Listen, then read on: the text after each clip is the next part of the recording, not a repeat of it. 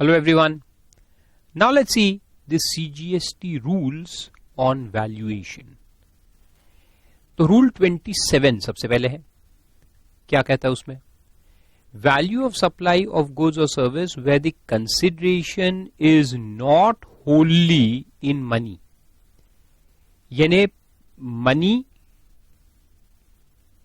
Plus kind में कुछ consideration है या फिर ओनली काइंड में अगर कोई कंसिडरेशन है. यानी अपन ने शुरुआत में पढ़ते एक्सचेंज, बार्टर, वो सब भी आते हैं ना कंसिडरेशन में. तो अगर एक्सचेंज है, मनी भी है प्लस कुछ चीज है या सिर्फ कोई चीज है. मैंने आपको पढ़ाया और आपकी दुकान से, आपकी गोल्ड की दुकान है, आप ज्वेलर है, वहां से एक हीरा मैंने उठा के लेके आ गया. So that is my fees, I said. So I didn't charge you fees in money. ना तो आपने मेरे से पैसे लिए, मैंने आपको पढ़ाया और आपकी दुकान से एक हीरा लेके आ गया. तो क्या हम दोनों जीएसटी से बच जाएंगे? हा हा हा, बिल्कुल नहीं. मुझे भी जीएसटी लगेगा, आपको भी जीएसटी लगेगा. आपको उस हीरे पे जीएसटी लगेगा, मुझे मेरे फीस जो मैंने चार्ज नहीं की, जो सर्विस मैंने दी पढ़ाने का सर्विस, उस पे जीएसटी लगेगा. तो सवाल ये पैदा होता है कि इसका वैल्यू कैसे निकालेंगे. So let's see. बहुत सिंपल है इसका वैल्यूएशन निकालना. तो समझ में आ रहा है ना रूल 27 कहां लगाना है अपने को? Where the consideration is partly in kind और फुल्ली इन काइंड. लॉ में हमेशा उल्टा लिखा रहता है. लॉ में क्या लिखा है? Not Holi in money. यानी पार्टली इन मनी है या फिर मनी है ही नहीं, टोटली काइंड में है. तो वहां वैल्यू कैसे निकालना? Let's see.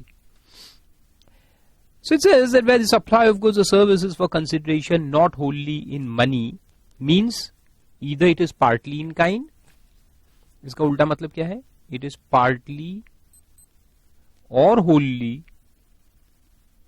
in kind. तो क्या करना है? देखो, सबसे पहला पॉइंट है the value of supply shall be the open market value of such supply. Open market value उसका निकाल लो. तो सवाल ये पैदा हुआ कि ओपन मार्केट वैल्यू का मतलब क्या है? What is open market value? Open market value यानी कि देखो, मैंने आपको पढ़ाया ना, उसी क्लास में बाकी 400 बच्चे भी थे, यानी 400 में से एक आप थे, तो 399 तो दूसरे बच्चे भी थे ना. तो उनसे मैंने कितना फीस चार्ज किया है? मेरा यू कैन से कैटलॉग फीस क्या है? तो 15,000 रुपए. एक क्लास का फीस 15,000 रुपए है मान के चलते. So that 15,000 that I have charged from other 399 kids for the same service, same, हाँ, वही की वही same service जो मैं दूसरों को देता हूं, उसका पैसे लेता हूं 15,000 रुपए. और आपसे क्या लिया? हीरा, डायमंड. तो मेरे लिए वैल्यू ऑफ सर्विस जो मैंने आपको दी वो क्या हो जाएगी? वही 15,000 रुपए. जो सेम सर्विस मैं दूसरों को देता हूं वही वैल्यू आपका भी मान लिया जाएगा. सिंपल. और आपको भी जीएसटी लगेगा ना डायमंड के ऊपर. तो आपको कैसे लगेगा कि वही डायमंड जो आपने मेरे को दिया, सेम टू सेम डायमंड आप दूसरे लोगों को कितने में बेचते हो? आपका प्राइस क्या है? जो आप मार्केट में बेचते हो उसका प्राइस क्या है? सपोज के 26,000 रुपीज है. तो फिर आपके लिए ये डायमंड जो आपने मेरे को दिया है अगेंस्ट माई सर्विस, तो उसका वैल्यू क्या लिया जाएगा? 26,000. आया समझ में? तो इंटरेस्टिंग बात यह है, देखो थोड़ा सा इंटरेस्टिंग है ये. आपका दिमाग कंफ्यूज होगा, एग्जाम में आप मिस्टेक करके आ सकते हो. कंफ्यूज क्या होगा मैं आपको बताता हूं.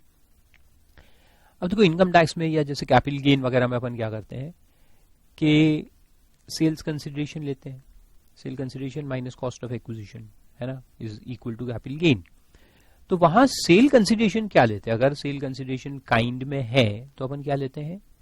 Fair market value of the thing that you receive. Interesting. देखो, मैंने आपको पढ़ाया, मेरी सर्विस की मार्केट वैल्यू 15,000 रुपए है, लेकिन आपसे मेरे को क्या मिला? डायमंड. डायमंड की वैल्यू कितनी है? 26,000 रुपए है. तो इनकम टैक्स में सेल कंसिडरेशन या मान लो बिजनेस इनकम जो निकालेंगे अपन, मेरी business income chargeable to tax, वो 26,000 रुपए लेंगे. कितना लेंगे? 26,000। तो वहां कॉन्सेप्ट अलग है इनकम टैक्स में। इनकम टैक्स में जो मिला उसका वैल्यू लेना पड़ता है। तो जो मिला मेरे को डायमंड है, तो डायमंड का वैल्यू कितना है? 26,000। तो मेरी इनकम कितनी आएंगी? 26,000 रुपए। या कैपिटल गेन निकालना है तो सेल कंसिडरेशन कितना आएगा? 26,000 रुपए। ऑफकोर्स सर्विस पे तो कैपिटल गेन नहीं आएगा, बिजनेस इनकम आएगा। लेकिन मान लो मैंने कोई गुड्स आपको दिया, कैपिटल गुड्स, और आपसे कुछ लिया, तो फिर fair market value of the thing received हम लेते हैं। आया समझे? Very good. लेकिन यहां क्या लेना है? यहां जीएसटी लगाने के लिए देखो उल्टा है। जो सर्विस मैंने दी उसकी ओपन मार्केट वैल्यू कितनी है? 15,000 रुपए। तो मैं जीएसटी 15,000 रुपए पे भरूंगा। आ रहा है समझ में डिफरेंस? और ये डिफरेंस है, इसलिए नोट करो, इसको अच्छे से दिमाग में फिट करो, नहीं तो एग्जाम में कंफ्यूज होंगे। या तो डीटी में मिस्टेक करोगे या आईडीटी में, जीएसटी में मिस्टेक करोगे, कहीं ना कहीं मिस्टेक करके आओगे। Got the concept? यहां पे अपने को open market value of such supply, ना अपन ने जो सप्लाई किया उसका ओपन मार्केट वैल्यू कितना है वो निकालना है, ना कि जो हमको मिला उसका वैल्यू कितना है। आया समझ में? Very good. मिस्टेक नहीं करोगे? पक्का?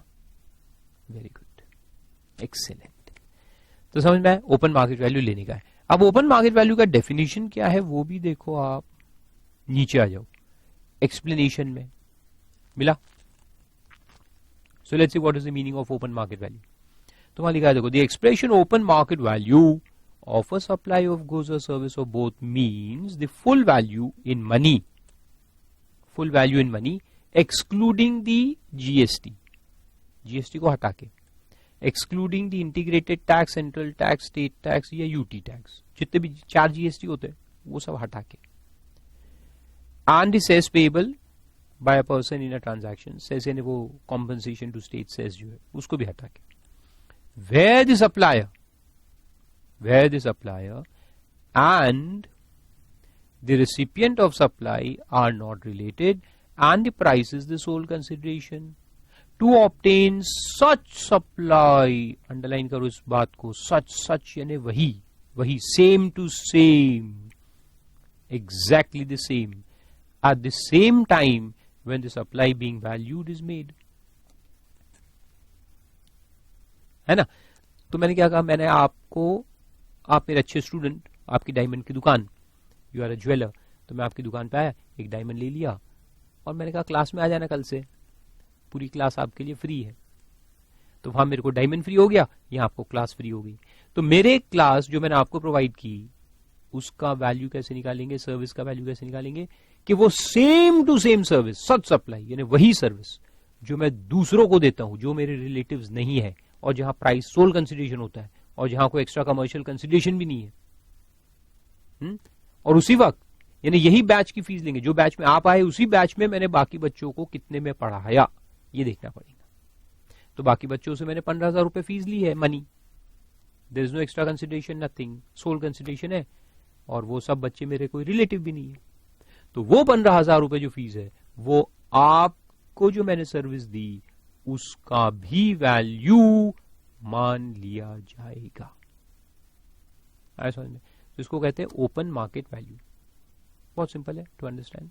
सिमिलरली आपके लिए डायमंड है, आपके लिए गुड्स है, तो जो डायमंड, जो कैरेट का डायमंड है जो आपने मेरे को दिया, वही क्वालिटी, वही कैरेट का डायमंड जो आप दूसरों को बेचते हो मार्केट में, वो उसका ओपन मार्केट वैल्यू बन जाएगा to people who are not related to you and where the price is the sole consideration for sale. समझ में? क्लियर? तो इसको कहते हैं ओपन मार्केट वैल्यू। सबसे पहला रूल यही है कि अपने को ओपन मार्केट वैल्यू निकालने का है, और अगर ओपन मार्केट वैल्यू अवेलेबल है तो बस उसी को लेकर के जीएसटी लगा दो। Simple, very good. अब सवाल आया कि अगर ओपन मार्केट वैल्यू अवेलेबल नहीं है तो एग्जाम्पल कैसे, कि आप जिसको मैंने पढ़ाया, आप अकेले स्टूडेंट हो मेरे, कैसे? अरे सिंपल एग्जांपल ना, आप अकेले स्टूडेंट हो, there is a jeweller in Mumbai, huge very very big jeweller है, और वो अपनी बच्ची को ऐसे क्लासेस जहां 400 बच्चे बैठते हैं वहां वो भेजना नहीं चाहते। बहुत रिस्क होता है उनको, किडनैप हो गए, कुछ भी हो गई, मल्टी बिलियनर, उसकी बच्ची किडनैप हो गई तो जो किडनैपर्स है वो तो लाखों करोड़ों रुपए डिमांड कर लेंगे। तो वो मेरे को फोन लगाया उन्होंने, ज्वेलर्स ने, कि अरे फारूक भाई आपका नाम बहुत सुना है। अच्छी बात है। बोलते आप हमारी बच्ची को सीए फाइनल में है, आप घर पे आके पढ़ाइए, हमारे घर आके उसको पढ़ाइए। मैंने बोला देखो मैं आज तक किसी के घर जाके तो पढ़ाया नहीं, 1-to-1 क्लास कभी नहीं लिया। I take it in classroom और I sell DVDs and USBs but I don't take home tuitions. नहीं, बोले आप जो भी पैसा आप बताएं हम देने को तैयार। मैंने बोला चलो व्हाई नॉट, ट्राई करते हैं। मैं गया उनके घर पे, जाके शेड्यूल फिक्स हुआ है 1 month I will go and teach. और फिर उन्होंने कहा कि आपका कंसिडरेशन कितना है बताइए। तो मैंने कहा कि देखो अब आप ज्वेलर है, मैं कंसिडरेशन तो कुछ देखता हूं, लेकिन आपकी दुकान पे आता हूं मैं, देखते हैं हम बात करते। फिर मैं गया उनकी दुकान पे, तो मैंने वहां से एक मेरी वाइफ के लिए हीरे का नेकलेस चूज किया, वो लेके आ गया। मैंने बोला चलो ठीक है, ये मेरे को दे दो आप, बस ये फीस है, आपकी जो बच्ची है उसको मैं पढ़ा दूंगा, पास करा दूंगा, गारंटी। पास क्या, अच्छे मार्क्स 70-80 मार्क्स आ जाएंगे, डोंट वरी। अब वहां से हीरे का हार मैंने ले लिया। अब देखो ये सर्विस जो मैं इनको दे रहा हूं, उनकी बेटी को मैं पढ़ा के दे रहा हूं, ये अकेली ही स्टूडेंट है, तो उसका ओपन मार्केट वैल्यू मेरे को कहां से मिलेगा? Have I given the same service to any other person? No. जो मैं सर्विस उसको दे रहा हूं वो सर्विस मैंने किसी को नहीं दी, किसी को नहीं दी। ऐसे में किसी के घर जाके आज तक नहीं पढ़ा है, कितना मेरा फीस है मेरे को खुद को नहीं मालूम क्या है। आई don't no, I haven't done this kind of teaching any time before. तो आ गया ना प्रॉब्लम।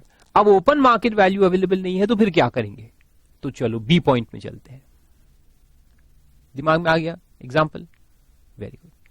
तो देखो, if the open market value is not available under clause A, be the sum total of consideration in money, अगर part money में है तो, जैसे यहां पर देखो मनी, तो जो मनी में है वो ले लो, and any such further amount in money, यानी उसका वैल्यू निकालो। तो डायमंड जो मिला उसका वैल्यू निकालो, as is equivalent to the consideration not in money if such amount is known at the time of supply। Time of supply पर मालूम है कि आपसे मैंने हीरे का हार लिया है, तो अब यहां पर क्या करना है कि वो हीरे का जो हार मैंने आपसे लिया है उसका मनी वैल्यू निकालेंगे। तो उसका फेयर मार्केट वैल्यू निकालेंगे, मनी वैल्यू, और वो जो मनी वैल्यू आएगा वो मेरी सर्विस का वैल्यू माना जाएगा। यानी यहां अब हम जो मिल रहा है उसका वैल्यू निकाल रहे हैं। समझ में? जो इनकम टैक्स में करते वो यहां पर कर रहे हैं।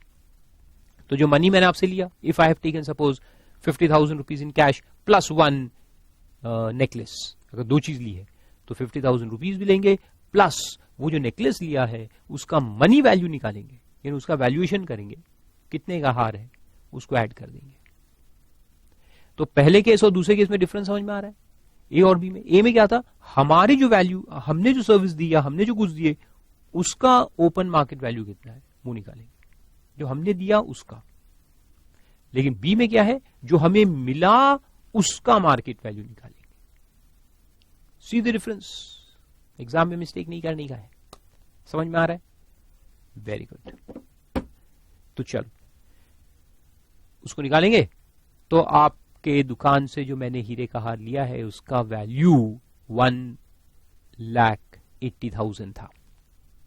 तो वो 1,80,000 प्लस जो 50,000 रुपए मैंने आपसे कैश में लिए, इफ वो दोनों को ऐड कर देंगे, तो मैंने जो आपको सर्विस दिया है उसका वैल्यू कितना हो जाएगा?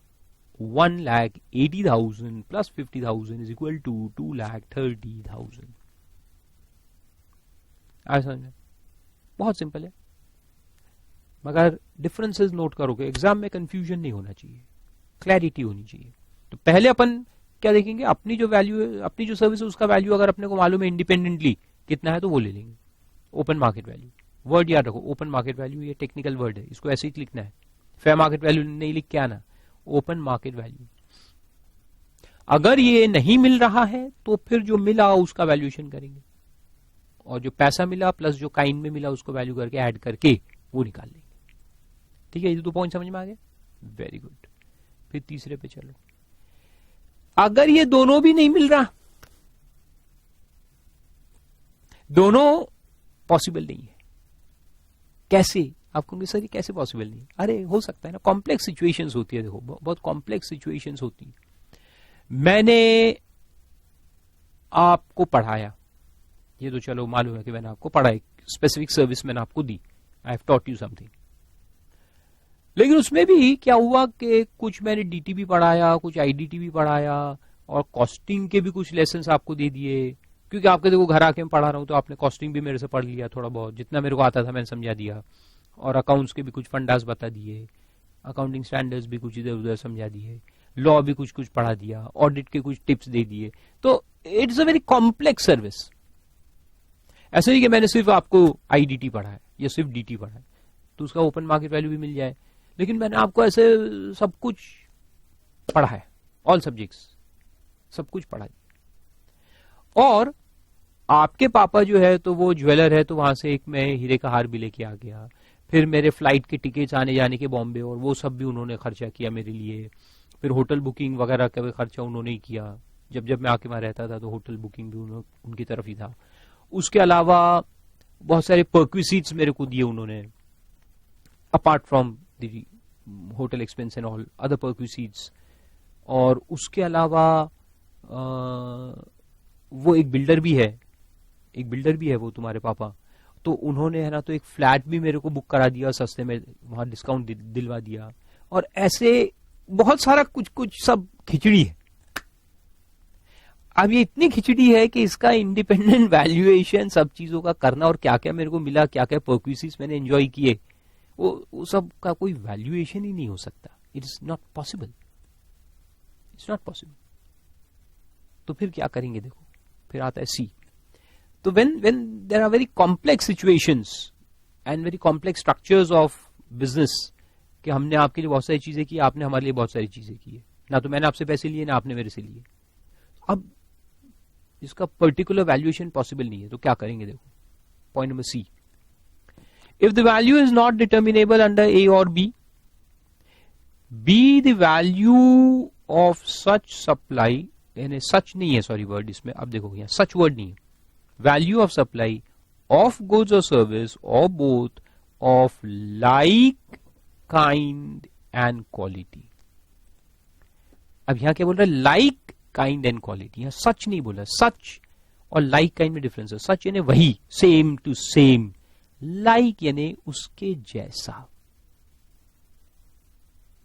तो अब क्या देखेंगे? मेरे से पूछा गया कि आपने जो सर्विस उस बेटी को दी पढ़ाने का, जो मैंने काम किया, अससी की बेटी यानी जिसको मैंने सर्विस दी, उसकी बेटी, ज्वेलर की बेटी को मैंने पढ़ा है, तो वैसा ही सर्विस आप किसी को देते क्या? मैंने नहीं, इसलिए ओपन मार्केट वैल्यू अवेलेबल नहीं है। अच्छा चलो ठीक है, आपको क्या क्या कंसिडरेशन मिला? मैंने बोला बहुत सारी चीजें मिली, ये फ्लाइट वो फ्लाइट, रहना खाना पीना सब उन्होंने किया, वैल्यूएशन पॉसिबल है क्या? नहीं। तो फिर अपन देखेंगे, अच्छा चलो बताओ कि आपने क्या क्या पढ़ा है उसको। तो मैंने बताया 8 पेपर पढ़ा है, होम ट्यूशन 8 पेपर्स। तो हम देखेंगे, अच्छा चलो इसको, फारूक भाई आप बैठ जाओ बाजू में, जीएसटी ऑफिसर कहता है भाई आप बैठो बाजू में, फोन लगाता है, अरे बॉम्बे में कितने लोग लेते हैं होम ट्यूशन बताओ, लिस्ट निकालो। लिस्ट निकालेंगे, फिर उनसे पूछा जाएगा कि आप लोग जब सीए फाइनल के 8 पेपर होम ट्यूशन में बच्चों को पढ़ाते हैं, ऐसे कितने टीचर्स? एक लंबा लिस्ट निकलेगा, बहुत सारे लोग मिलेंगे ना भाई, ये इतने सारे टीचर्स हैं। फिर उसमें देखेंगे कि भाई फारूक सर के कैलिबर वाले, उतने नाम वाले जो भी है, wherever he stands, तो वो सेम लेवल के बाकी टीचर्स जो होम ट्यूशन में जाके पढ़ाते हैं, सिमिलर टीचिंग करते हैं, वो लोग, तो वो लाइक काइंड एंड क्वालिटी जो वर्ड है, सिमिलर टीचिंग जो करते हैं, वो कितना पैसा चार्ज करते हैं वो निकालो। तो वहां से निकलेगा कि भाई on an average they charge around 50,000 पर पेपर इंटू 8, यानी 4 लाख। तो मेरे को बोला जाएगा आपने जो सर्विस दी उसकी वैल्यू 4 लाख रुपए है, भरो जीएसटी। तो इस तरह से ये सी पॉइंट निकाला जाएगा। तो गुड्स के लिए भी है, सर्विस के लिए भी, सबके लिए सेम पॉइंट। तो क्या बोलता है देखो, the value of supply is not determinable under A और बी द वैल्यू, यानी अब उसका वैल्यू क्या रहेगा, value of supply of good और सर्विस और both of like kind and quality. यानी अब हमारे सर्विस को हम दूसरों के सर्विस से कंपेयर करेंगे जो सिमिलर नेचर के हैं। लाइक काइंड एंड क्वालिटी जो वर्ड है ये डिस्क्रिप्टिव वर्ड है, ये अपने को चेक करना है। जैसे हमने गुड्स दिए वैसे ही गुड्स जो दूसरे देता है, वैसे ही अप्रोक्सीमेटली द सेम। जो क्वालिटी के हम देते वही क्वालिटी के दूसरे देते। जो मैं पढ़ाता हूं जितना पढ़ाया उतना ही दूसरों ने कितना पढ़ाया। जो क्वालिटी का मैं टीचिंग करता हूं वही क्वालिटी का लोग कौन है करने वाले, वो निकालेंगे। लाइक काइंड एंड क्वालिटी, तो काइंड एंड क्वालिटी दोनों को चेक करना है और दोनों लाइक यानी सिमिलर होने चाहिए।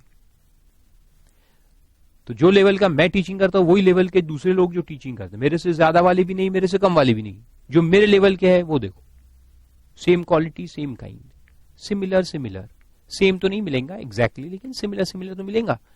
तो वो लो और वो देखो कितना चार्ज करते हैं, वो जितना चार्ज करते हैं वो मेरे लिए वैल्यू मान लिया जाएगा। Got it? तो इसकी डेफिनेशन भी पढ़ो, लाइक काइंड एंड क्वालिटी का डेफिनेशन क्या है, तो वही देखो नीचे एक्सप्लेनेशन है, उसमें पहले ओपन मार्केट वैल्यू दिया था और सेकेंड डेफिनेशन देखो।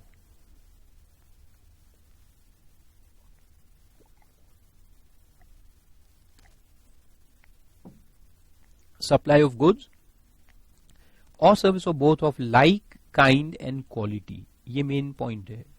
इसका डेफिनेशन देखो क्या है, लाइक काइंड एंड क्वालिटी किसको कहते हैं, means any other supply of goods or services of both made under similar circumstances that in respect of the characteristics, quality, quantity, functional components, materials and reputation of the goods or service of both first mentioned is the same as or closely or substantially resembles, या तो same है या closely या substantially resemble कर रहा है। एकदम ही remote resemble है तो नहीं देखेंगे, काफी सब्सटैंशियल रिजेंबलेंस होना चाहिए। That the supply of goods और सर्विस ऑफ बोथ, हमने जो सप्लाई किया जिसका वैल्यूएशन चालू है और वो जो दूसरा अपन देखेंगे तो दूसरे को अपने से कंपैरिजन पहले करेंगे, कितने पैरामीटर्स पे कंपैरिजन करेंगे, तो वो ये सारे दिए कैरेक्टरिस्टिक्स। जो कैरेक्टरिस्टिक्स हमारे सप्लाई में है वही कैरेक्टरिस्टिक्स उसमें होने चाहिए। जो हमारा क्वालिटी वो उसका क्वालिटी होना चाहिए, जो हमारा क्वांटिटी वो उसका क्वांटिटी होना चाहिए। मैंने 50 दिन में कोर्स कंप्लीट किया तो वो टीचर ने भी 50 दिन के अप्रोक्सीमेटली कोर्स कंप्लीट करना चाहिए। ऐसा नहीं कि 6 महीने वाले को कंपेयर करेंगे। एक दूसरा टीचर है वो भी होम ट्यूशन में जाता है, ठीक है लेवल मेरे जितना ही है, लेकिन मेरे जितने एक्सपीरियंस सीए है, लेकिन वो 6 महीने का कोर्स लेता है, मैंने 50 दिन में कंप्लीट किया, तो कंपेरेबल है क्या? नो, फिर उसको नहीं देखेंगे। तो मैंने 50 दिन में किया कोर्स कंप्लीट, उसने भी 50 दिन में करना चाहिए, या अप्रोक्सीमेटली 40, 50, 60 के बीच में तो चलेंगे। फिर फंक्शनल कंपोनेंट्स, जिस तरीके से मैं पढ़ाता हूं, जो जो चीजें मैं सर्विस देता हूं वही चीजें उसने भी देना चाहिए, फंक्शन। फिर मटेरियल्स, यानी टीचिंग में तो मटेरियल कुछ होता नहीं है, लेकिन गुड्स में मटेरियल आता है। जैसे मैंने एक टीवी बना के आपको दिया, दूसरे ने भी टीवी दिया, लेकिन मेरा मटेरियल रॉ मटेरियल और उसके रॉ मटेरियल में जमीन आसमान का डिफरेंस है, तो फिर उसको नहीं देखेंगे, then they are not comparable. Sony TV और सैनसुई, उसके मटेरियल्स में कोई कंपैरिजन है क्या? नहीं, जमीन आसमान का फर्क होता है। हाँ, लेकिन सोनी और सैमसंग है तो you can say there okay material wise they may be comparable. तो मटेरियल देखना पड़ता है। Then reputation is very important. Brand value क्या है, फारूक हक का ब्रांड वैल्यू और वो दूसरा टीचर उसका ब्रांड वैल्यू क्या है, because brand value plays a major role in fixation of price, है ना। तो ब्रांड वैल्यू भी दोनों का सिमिलर होना चाहिए, सेम या सिमिलर। तो ये सारे वर्ड्स ध्यान रखो, characteristics, quality, quantity, functional components, जो मेन कंपोनेंट्स उसके अंदर है वो सब सिमिलर होने चाहिए। फंक्शनल कंपोनेंट्स का मतलब होता है जिसके ऊपर वैल्यू बेस होता है, जिस चीज के ऊपर वैल्यू बेस है उसको फंक्शनल कंपोनेंट्स कहते हैं। फिर मटेरियल, रॉ मटेरियल उसमें सेम होने चाहिए, या जो भी कंपोनेंट्स मटेरियल जो यूज होते हैं। And reputation, very important point, reputation. कभी कभी मटेरियल तो सेम भी होता है, लेकिन रेप्यूटेशन की वजह से जमीन आसमान का डिफरेंस होता है। अब आप देखो एप्पल का फोन और सेम जो उसके अंदर जो चिप है, उसके अंदर जो प्रोसेसर है, उसके अंदर जो रैम है, उसका जो मदरबोर्ड है, जो बैटरी है, सेम कंपोनेंट वाला का दूसरा फोन भी देखो एमआई का, तो अप्रोक्सीमेटली कंपोनेंट वाइज बहुत डिफरेंस नजर नहीं आएगा आपको। जो चिप वहां है वो चिप यहाँ पे भी है, जो चिप वहां है वो यहाँ भी है, जो रैम है वो रैम यहाँ भी है, 8 GB 32 प्रोसेसर कंपेरेबल होता है। लेकिन एप्पल का ब्रांड, रेप्यूटेशन और एमआई, कोई कंपैरिजन है क्या? नहीं, बिल्कुल नहीं। या मर्सिडीज की कार और मारुति की कार, अभी दोनों में क्लच प्लेट है, गियर बॉक्स है, कंपोनेंट देखो तो सब सेम ही है ना। लेकिन रेप्यूटेशन जब आता है तो जमीन आसमान का डिफरेंस हो जाता है। सो दे आर नॉट कंपेरेबल। हाँ, मर्सिडीज और ऑडी होगी तो कंपेरेबल है, मर्सिडीज बीएमडब्ल्यू है तो कंपेरेबल है, क्योंकि रेप्यूटेशन वाइज थोड़े बहुत ऊपर नीचे है, लेकिन ठीक है, कंपेरेबल है। लेकिन मर्सिडीज और मारुति, बिल्कुल नहीं। तो ये सब चीजों को देखना पड़ता है। ठीक है, समझ में आ रहा है? तो लाइक, काइंड एंड क्वालिटी की गुड्स या सर्विस जो है वो अपन निकालेंगे, चेक करेंगे सारे पैरामीटर्स, सब अगर बराबर है, कंपेरेबल आ रहा है, लिखा है देखो सेम, या तो एग्जैक्टली सेम हो, या क्लोजली या सब्सटैंशियली कम से कम मिलते हो। सब्सटैंशियली तो मिलना चाहिए ना, एकदम डिफरेंस है तो नहीं, फिर नहीं देखेंगे। और अगर ऐसा मिला कोई तो फिर उसका वैल्यू कितना है वो देखेंगे, और वो हमारे लिए वैल्यू मान लिया जाएगा। आए समझ में? तो ये है थर्ड पॉइंट, क्लॉज सी। हाँ, तो देखो ये सब इमेजिनेशन से पढ़ना है, तभी एग्जाम में आप कर पाओगे, नहीं तो फुस हो जाओगे यार। तो पहले तो अपने वैल्यू का ओपन मार्केट वैल्यू देख लेंगे। अपन ने जो सर्विस आपको दी उसका वैल्यू मालूम नहीं है, क्योंकि कंसिडरेशन काइंड में है। तो वही सर्विस अगर मैंने दूसरों को दी है तो वो कितने में दी है वो यहां लगा देंगे। अगर वो अवेलेबल नहीं है तो फिर आपसे जो गुड्स मिले उसका वैल्यू निकाल लेंगे। अगर वो अवेलेबल है तो उसको निकाल के ऐड कर देंगे। अगर वो भी नहीं है तो फिर ये थर्ड पॉइंट पे जाएंगे, लाइक, काइंड एंड क्वालिटी पे जाएंगे, वहां से वैल्यू निकाल लेंगे। और आखिरी में कहता है if the value is not determinable under A, B और सी। अब मेरे स्क्रीन पे ए दिख रहा है, एक्चुअली डी है, आपके बुक में आई होप के बराबर होगा, नहीं है तो उसको करेक्ट कर लो, D, fourth point. If the value is not determinable under A, B और सी, यानी लाइक गुड्स भी किसी ने नहीं दिए। जो सर्विस मैंने दी वैसे सर्विस कोई नहीं देता, तो लाइक गुड्स कहां से मिलेंगे, या लाइक सर्विस मिलेंगी नहीं। 50 दिन में पूरे सीए फाइनल का कोर्स मैंने कंप्लीट करा के दे दिया एक बच्चे को, 50 days. Now, I may do it. I have my techniques of teaching. But there is no other person who does it. तो लाइक गुड्स या लाइक सर्विस मिली नहीं, फिर क्या करेंगे? तो देखो, be the sum total of consideration in money, जो मैंने उसके बाप से लिए पैसे, पापा से I mean, and such further amount in money that is equivalent to consideration not in money as determined by the application of rule 30 or 31 in that order. तो डी पॉइंट को होता है कि भैया ये 27 फेल हो गया है, रूल 27 में कुछ समझ में नहीं आ रहा है, पहले तीनों जो लॉजिक है वो फेल हो गए हैं, अब आप प्लीज रूल 30 या 31 में चले जाए। तो अपने को धक्का मार के भगा रहा है यहां से 27 और बोल रहा है 30 में जाओ, और 30 में जो दिया है उसके हिसाब से आप वैल्यू निकालो। और 30 भी फेल हो गया तो 31 में जाना, हाँ भूलना मत, पहले 30 में जाओ, फेल हो गए ना 31 में जाना, वहां निकल ही जाएगा, क्योंकि 31 रेसिडुअल मेथड है, वहां तो निकालना ही निकालना है। ओके, तो समझ में आए? तो फिर 31 में अपन जाएंगे बाद में, इतनी जल्दी क्या है, धीरे धीरे चलते हैं, सारे रूल्स देखेंगे। फिर इल्लू दिया है, देखो 2 इल्लू है, वही जो मैंने आपको एक्सप्लेन किया वैसी ही इल्लू है। पहला इल्लू है कि where a new phone is supplied for 20,000 rupees along with exchange of an old phone, यानी मैंने आपको न्यू फोन बेचा, 20,000 रुपए कैश में लिया और आपका पुराना फोन भी ले लिया. तो देखो कुछ कंसिडरेशन कैश में आया और कुछ काइंड में आया, पुराना phone. And if the price of the new phone without exchange is 24,000, यही फोन जो मैंने आपको दिया और आपसे 20,000 रुपए कैश लिया और कुछ दूसरा फोन ले लिया पुराना, यही फोन मैं दूसरे लोगों को 24,000 में देता हूं. तो मेरा प्राइस मालूम है ना, नॉर्मल प्राइस अपने को मालूम है, ओपन मार्केट वैल्यू मालूम है, तो बस वो ले लेंगे. क्लॉज ए के अंदर वैल्यूएशन फिनिश कर देंगे. Open market value, the open market value of the new phone is 24,000 rupees. Finish. कितना सिंपल. दूसरा पॉइंट है क्लॉज बी वाला कि where a laptop is supplied for 40,000 rupees along with the barter of a printer. आपको मैंने 40,000 रुपए में नया लैपटॉप दिया और पुराना प्रिंटर ले लिया. That is manufactured by the recipient. हो सकता है आपने मैन्युफैक्चर, पुराना नहीं है इसमें, आपने प्रिंटर मैन्युफैक्चर किया तो आपसे एक प्रिंटर भी लिया और 40,000 रुपए लिए. And the value of the printer known at the time of supply is 4,000 rupees. आप प्रिंटर मार्केट में 4,000 में बेचते हो. तो अब देखो आपके प्रिंटर की वैल्यू निकाल रहा हूं और उसको ऐड कर रहा हूं. तो 40,000 प्लस 4,000 का प्रिंटर, तो टोटल वैल्यू ऑफ लैपटॉप कितना बन जाएगा? 44,000. ये कब अप्लाई करेंगे अपन? When will we apply this rule? When I don't know the open market value of my laptop. यानी मैं जो लैपटॉप आपको दे रहा हूं उसका ओपन मार्केट वैल्यू अगर मेरे को मालूम नहीं है, तो ये कैसे होगा कि I am a manufacturer of laptops and I sell my laptops only to you.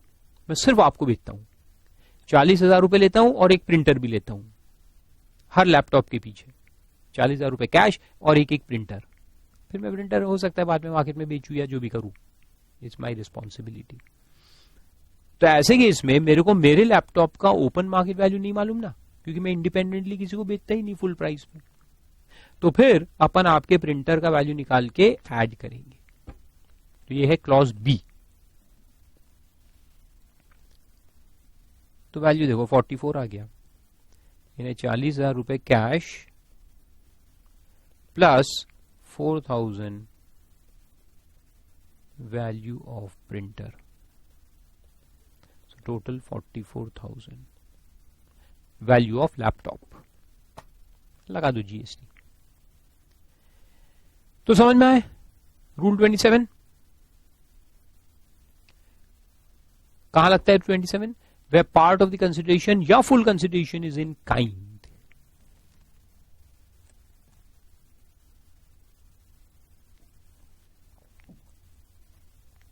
Very good.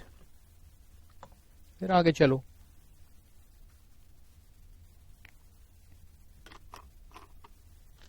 Next चलते हैं अपन रूल नंबर 28 पे.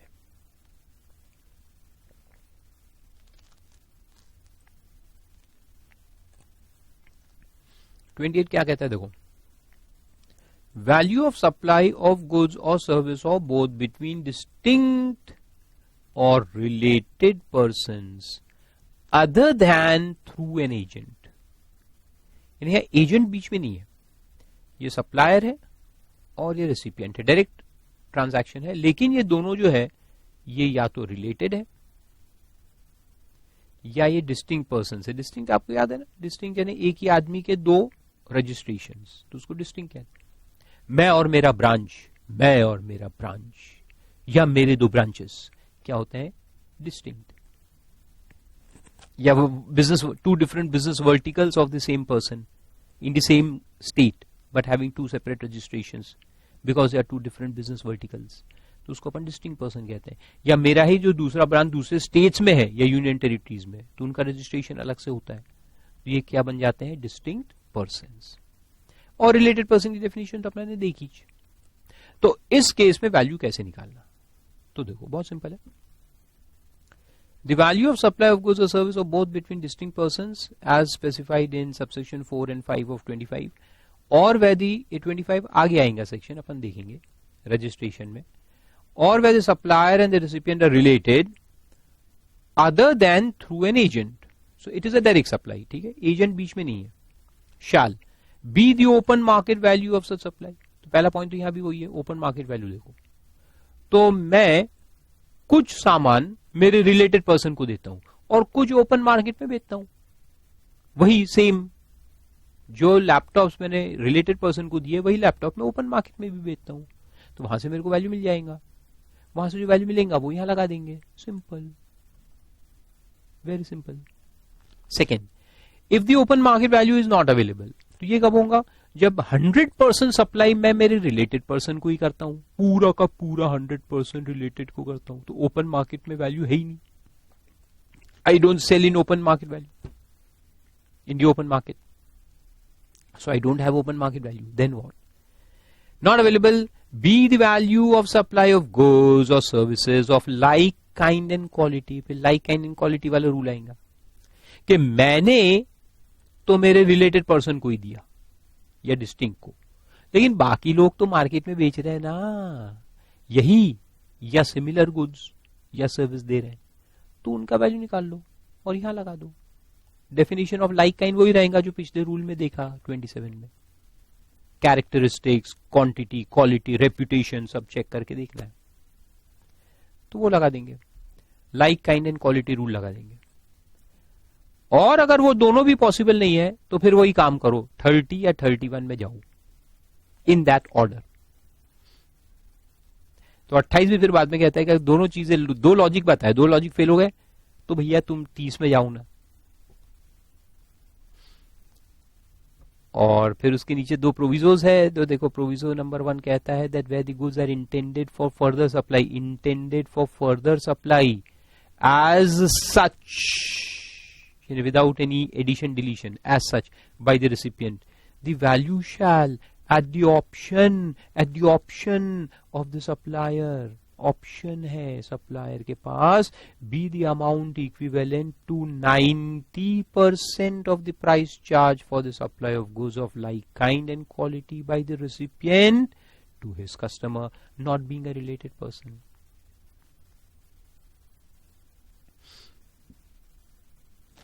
दूसरा भी पढ़ लो, फिर एक देखो चार्ट आपको बना देता हूं इसके ऊपर में। दूसरा प्रोविजन कहता है कि provided further that where the recipient is eligible for full input tax credit, अगर रेसिपिएंट को इनपुट टैक्स क्रेडिट अवेलेबल है क्योंकि वो आगे बेचने वाला है, तो इनपुट टैक्स क्रेडिट अवेलेबल है, the value declared in the invoice shall be deemed to be the open market value, value declared in invoice shall be deemed to be the open market value of the goods और service. यानी जो हमारा price है, जिस price पे हम related को बेच रहे हैं, वो एक्सेप्ट कर लिया जाएगा। अगर उसको इनपुट टैक्स क्रेडिट मिलता है तो हमने जिस पे भी टैक्स भरा ना वो एक्सेप्ट हो जाएगा। तो अब देखो ये दोनों का लॉजिक मैं आपको समझाता हूं क्या है और क्यों ऐसा लिखा है। It's very simple.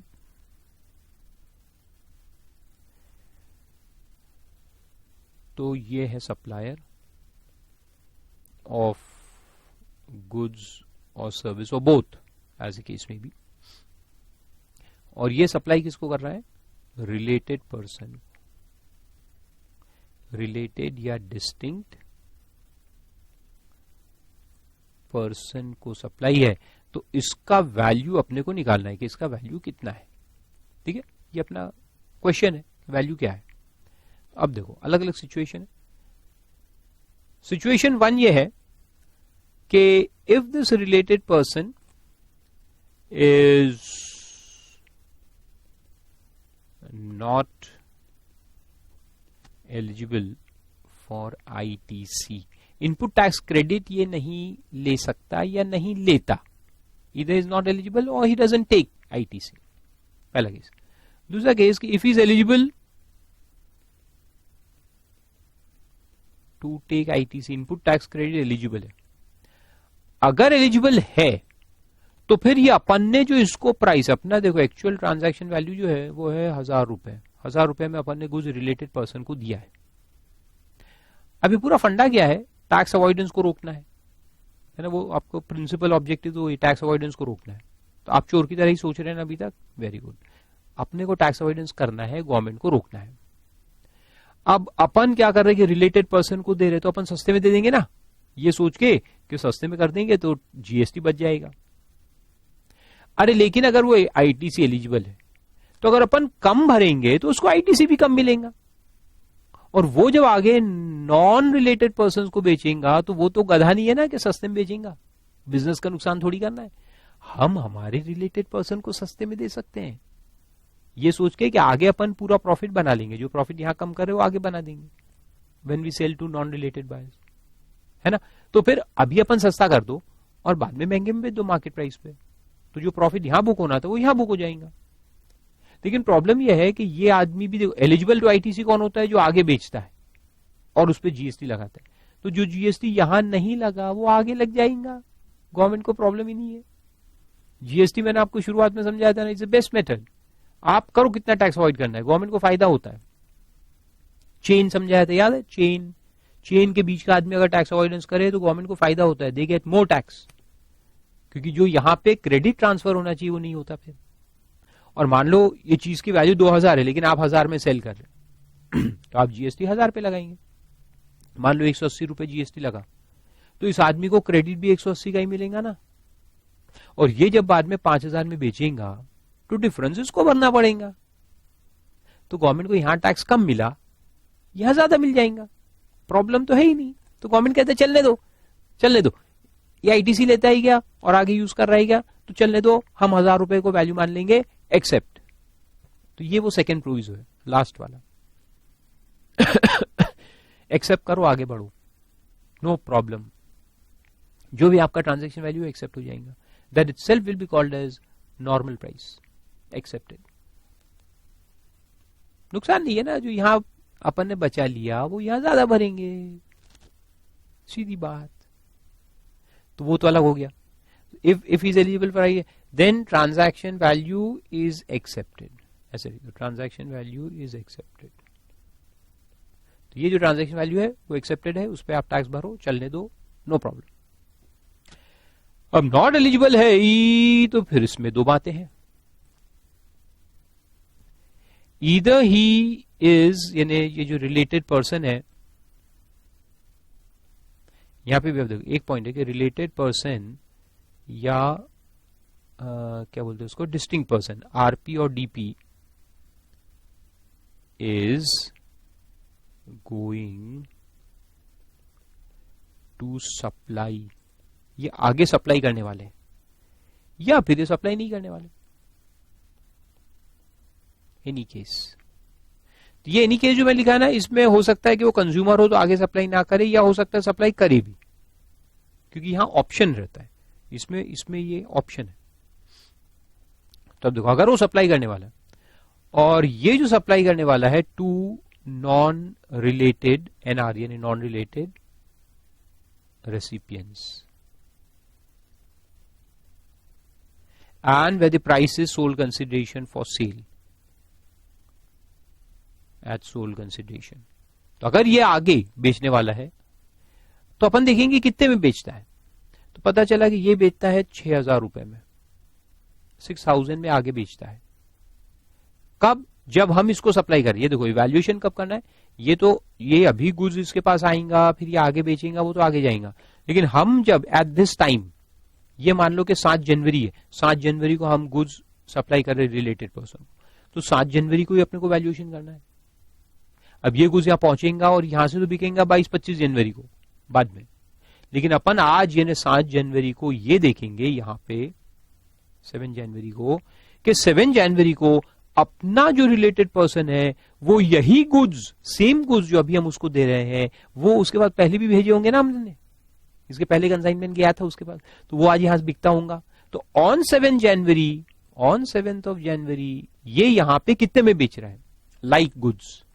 तो ये सेम टू सेम तो नहीं, क्योंकि ये सेम तो आएंगे फिर बाद में बिकेंगे, लेकिन जो हम यहां भेज रहे हैं वही सेम सिमिलर गुड्स वो यहां से बेच रहा है ना ऑन द सेम डे। ये डेट कितने में बेच रहा है, 6000 रुपए। तो कैसे करेंगे, अपने को यहां से अभी गुड्स निकालना है ना, अपन फोन लगाएंगे, हे भाई, रिलेटेड पर्सन है, भाई तू वहां से कितने में बेच रहा है अभी? बोला 6000 में चल रहा है अभी। अच्छा ठीक है, रख फोन। तो 6000 में बेच रहा है, तो अपन यहां वैल्यू ले सकते हैं 90% ऑफ दिस 6000। तो अपन यहां ये पहले जो 2 रूल है वो ना लगा करके इसका 90% यहां ले सकते हैं। कि हमने यानी देखो रिडीमिंग फीचर क्या है कि हमने 90% में इसको बेचा, फिर वो 10% ऐड करके मार्केट में बेच रहा है, तो 6000 का 90% कितना होता है 5400. So in this case at the option है value of supplier is equal to 90% of 6000 is equal to 5400. तो उसका वैल्यू ऊपर में 5400 मान लेंगे और वो जीएसटी भर देगा.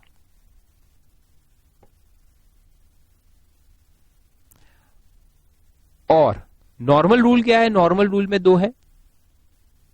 पहला है नॉर्मल वैल्यू. तो अपन यानी ये सप्लायर जो है, सप्लायर खुद रिलेटेड पर्सन को दे रहा है लेकिन नॉन रिलेटेड को भी दे रहा है, तो जो नॉन रिलेटेड को दे रहे हैं उसमें अपने को नॉर्मल वैल्यू मालूम है ना अपना, तो वो यहां लगा देंगे normal value of supplier himself. ये जो क्लॉज ए देगा ओपन मार्केट वैल्यू, तो ओपन मार्केट वैल्यू लगा देंगे. तो नॉर्मल की जगह मैं ओपन मार्केट वैल्यू लिखता हूं.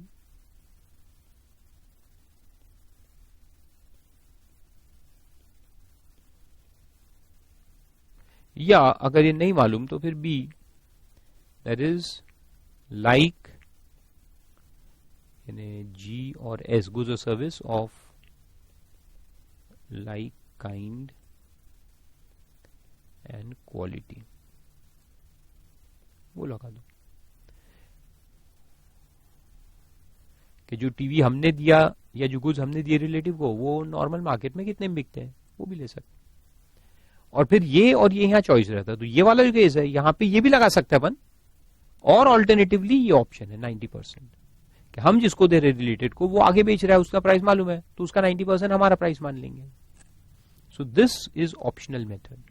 वरना ये दो यहां पे भी लगेंगे. And as an option you have got one more.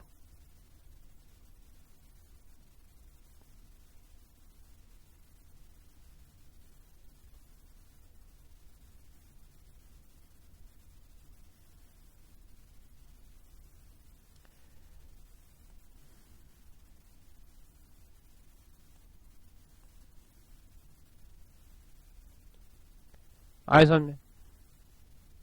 Pause करके इसको लिख लो, फिर वापस आओ. तो ये केस क्या था कि अपना एजेंट कोई बीच में इन्वॉल्व नहीं है, तो 28 लगता है. अब एजेंट आ गया तो बीच में फिर 29 लगता है. तो देखो 29 क्या कहता है कि value of supply of goods made और रिसीव्ड थ्रू एन एजेंट. यहां गुड्स है, अंडरलाइन करो, goods made or received through an agent.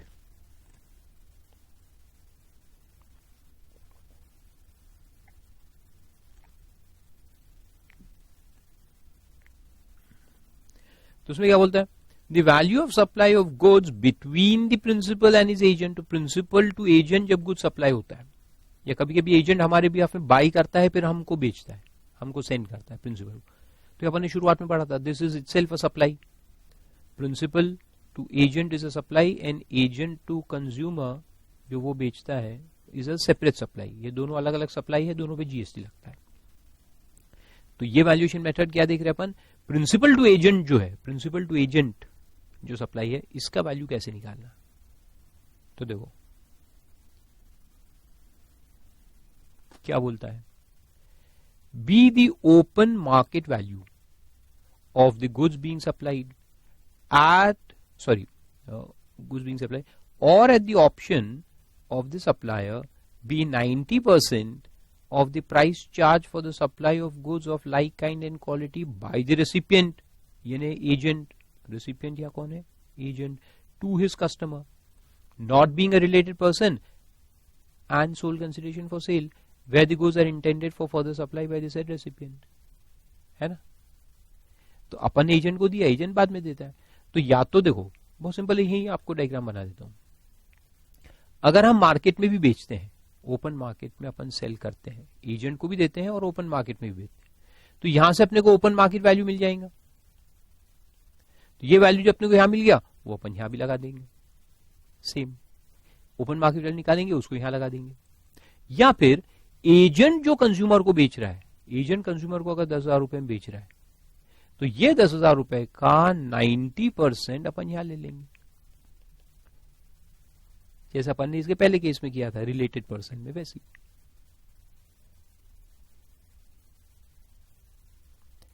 यानी ऐसा मान लो कि तुम 90% में एजेंट को बेच रहे हैं, फिर एजेंट 10% प्रॉफिट ऐड करके कंज्यूमर को बेचता है। डीमिंग फिक्शन है इसमें कि एजेंट का कमीशन कितना होगा 10%। तो 90% वैल्यू एडिशन यहां, 10% वैल्यू एडिशन यहां। कितना सिंपल है। फिर इल्लू भी दिया देखो उसमें ही पहले पॉइंट में कि principal supplies groundnut to his agent and the agent is supplying groundnuts of like kind and quality in subsequent supplies at a price of 5,000 rupees per quintal on the day of supply. तो day वही देखना पड़ता है जैसे मैंने पिछले example में दिया कि प्रिंसिपल एजेंट को गुड्स कब निकाल रहा है 7 जनवरी को, अपने को 7 जनवरी को वैल्यू निकालना है ना। तो 7 जनवरी को अपन ये देखते हैं कि वैसे ही चीज जो एजेंट के पास ऑलरेडी मौजूद है, जो चीज हम भेज रहे हैं जैसे ग्राउंडनट भेज रहे हैं, तो उसको पुराना ग्राउंडनट अपन ने देके रखा होगा ना पिछला कंसाइनमेंट, वो आज यहां से बिकता होगा 7 जनवरी को, तो वो कितने में बेच रहा है वो अपन देखते हैं, इसलिए उसको लाइक गुड्स बोलते हैं। तो लाइक गुड्स यहां बिक रहा है कितने में 5,000 में या 10,000 में, तो उसका 90% यहां ले लिया जाएगा। डे ऑफ सप्लाई वही रहेगा, आज जो हम रिमूव कर रहे एजेंट को, तो आज की तारीख में एजेंट कितने में बेच रहा है वो अपने को देखना है। ऐसे ही goods. Then another independent supplier is supplying groundnuts of like kind and quality to the said agent at the price of 4,550 rupees. एक दूसरा आदमी भी हमारे एजेंट को दे रहा है 4,550 में, वो देखेंगे क्या? नहीं नहीं नहीं, ये नहीं देखने का अपने को। The value of the supply made by principal shall be 4,550 rupees per quintal, or where he exercises the option, the value shall be 90% of what? 5,000. 5,000 का 90% भी अपन ले सकते हैं। That is 4,500 per quintal. तो अपन ने 5,000 में, सॉरी इसने 5,000 में यहां से बेचा, तो 5,000 का 90% कितना होगा 4,500, यानी इसका वैल्यू 4,500 मान लिया जाएगा। और एक्चुअली एग्जांपल में यहाँ पे लाइक काइंड एंड क्वालिटी वाला दे दिया है, एक्चुअली थोड़ा सा गलत है एग्जांपल, हालांकि ये सेक्शन एक्चुअल रूल्स में एग्जांपल है, मैंने नहीं बनाया, गवर्नमेंट ने बनाया हुआ एग्जांपल है, but this example is wrongly framed मेरे हिसाब, क्योंकि इन्होंने लाइक काइंड एंड क्वालिटी का कहीं मेंशन नहीं किया। यहाँ क्लॉज ए में क्या दिया है? ओपन मार्केट वैल्यू दिया है। ओपन मार्केट वैल्यू यानी हम जो दूसरों को बेचते हैं यही गुड्स, सच गुड्स, यानी जो ग्राउंडनट मैं मेरे एजेंट को दे रहा हूं वही ग्राउंडनट जो मैं ओपन मार्केट में बेचता हूं, वो ओपन मार्केट वैल्यू कहलाता है। और यहां तो उन्होंने कंपेरेबल दे दिया है, कंपेरेबल लाइक गुड्स वाला होता है, तो ये part of the example actually गलत है, लेकिन ठीक है दिया है, रहने दो उसको। अपन उसको ऐसा पढ़ो कि अपन ने ही मार्केट में 4,550 में बेचा दूसरे लोगों को, तो यहाँ ये ओपन मार्केट वैल्यू अगर मेरा 4,550 है, तो मेरे पास चॉइस ये है कि ये जो है ओपन मार्केट वैल्यू में बेचता हूं वो ले लूं, या फिर जो मेरा एजेंट बेचता है उसका 90% ले लूं। दोनों में से कोई भी एक मैं ले सकता हूं।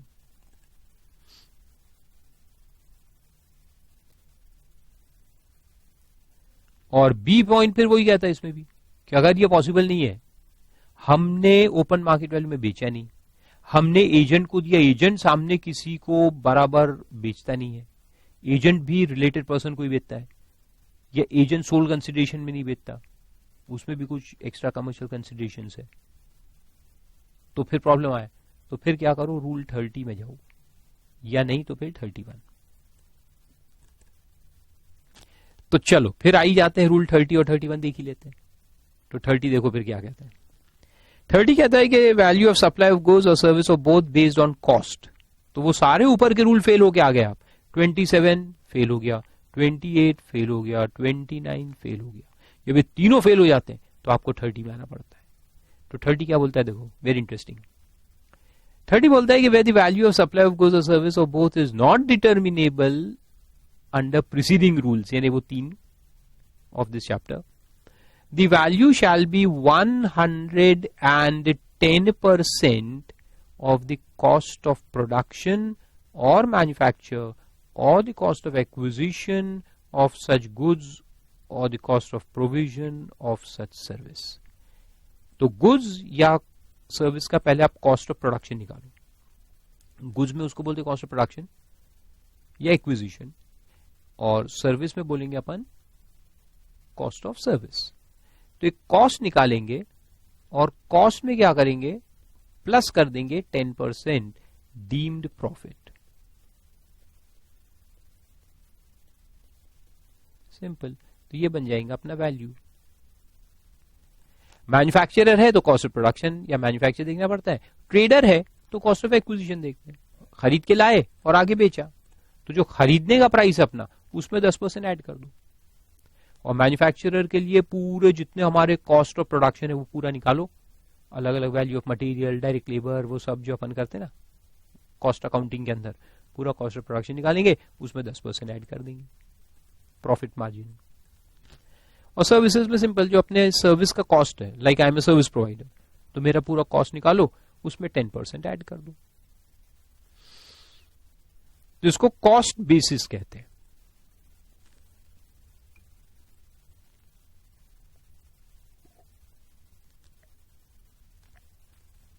और यही तो हो रहा था ना, हमने कितने में बेचा समझ में नहीं आ रहा, क्या कंसिडरेशन मिला मालूम नहीं, अच्छा दूसरों को बेचा क्या नहीं मालूम, लाइक काइंड नहीं मालूम. तो जब वो सब सेल साइड में कुछ मिल नहीं रहा था तो गवर्नमेंट ने कहा चलो कॉस्ट साइड पे चलते हैं. क्रेडिट साइड से हटके डेबिट साइड में जाते हैं. कॉस्ट तो मालूम है, तुमने सर्विस दिया तो कॉस्ट तो मालूम है, सब कॉस्ट को ऐड करो, 10% ऐड कर दो उसमें profit margin, deemed profit margin. वो बन जाएगा तुम्हारा वैल्यू ऑफ सर्विस या value of goods as the case में भी.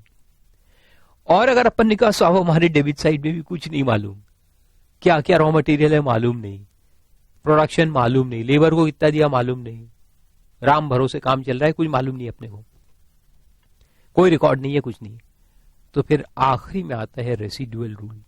क्या कहता है देखो, where the value cannot be determined under 27 to 30, यानी 30 भी फेल हो गया, वो 3 तो हो ही गए थे, 30 भी फेल हो गया, then the same shall be determined using reasonable means. इसको बेस्ट जजमेंट रूल कहते हैं. Reasonable means consistent with the principles and the general provisions of section 15 and the provisions of this chapter. यानी जो section 15 के principles है, क्या क्या include होना चाहिए, क्या एक्सक्लूड होना चाहिए, और ये जो 3-4 रूल ऊपर में देखे, उन सब का जो फंडामेंटल है, जो प्रिंसिपल्स है, वो सबको मद्देनजर रखते हुए वैल्यूएशन करेंगे.